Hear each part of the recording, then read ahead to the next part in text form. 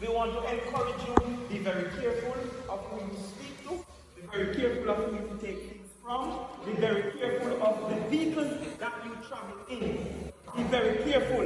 Make sure that you go into your regular taxi vehicles.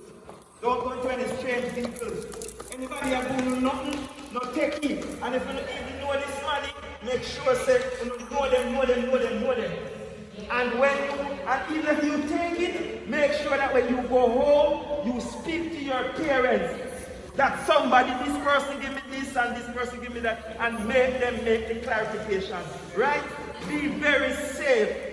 Next thing I want to tell you, when you get a little money, come in say, no, I'm get a little pocket money this evening. When you put some for one of me tell me say she want $5,000.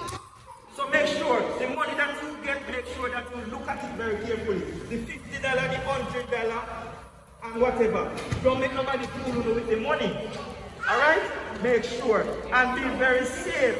And for those who are going out tonight, don't stay too late on the road.